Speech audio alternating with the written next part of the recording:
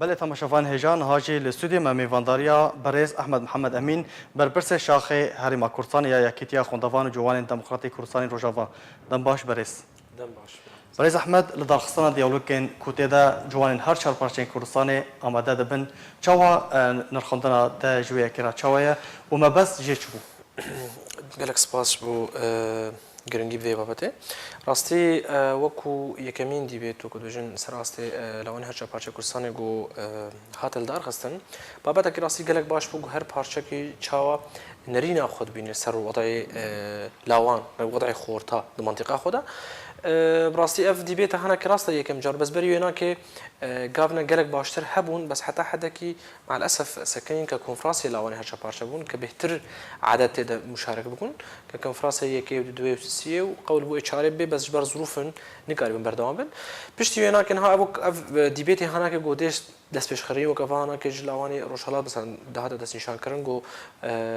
خورت او دست پیش خری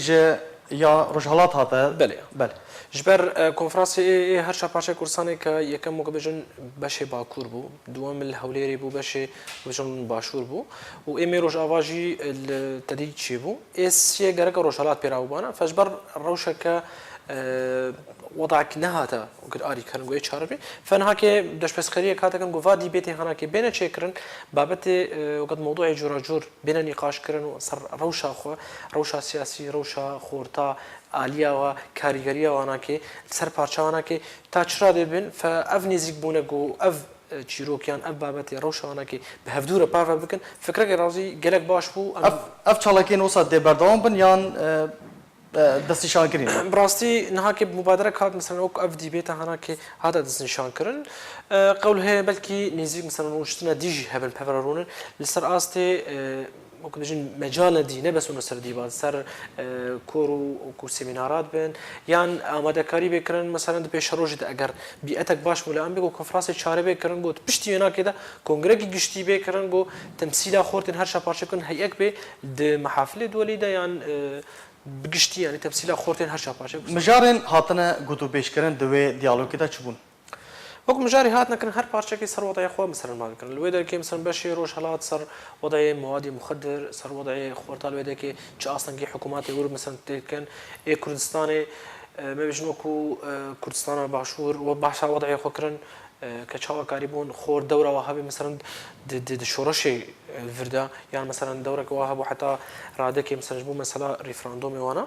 اما جوكو بشي روج اواراستي ما بحث كر دورة خورتي روج افاد دسبيكا شورش سوري دا وقت تشاو كاريبون جاده بلفين تحدكي وكاربن تاثير اخو كاريكو وقت الكاريجريه كوهابي صار خورتن حتى عربيجي يعني التوايه سوري وكو ما جاي مبرين هم بيكر وكو اينن ك هر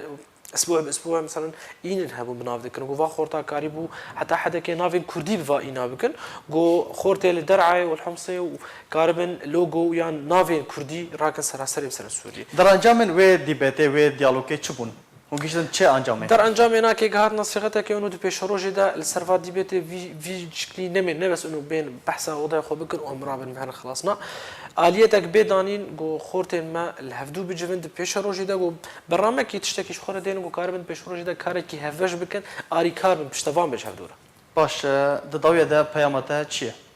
راستی پیام ما لخورت ما تایبەتی مثل ئێمە ڕۆژ ئاوا کە بە چلایك من خۆ بگەێنە هەبدوو خۆ بکنە یەک دەست گوت پێشە ڕۆژی دەت بەرامجێ ولۆدا یەک دەست و یەک هەڵوێست بن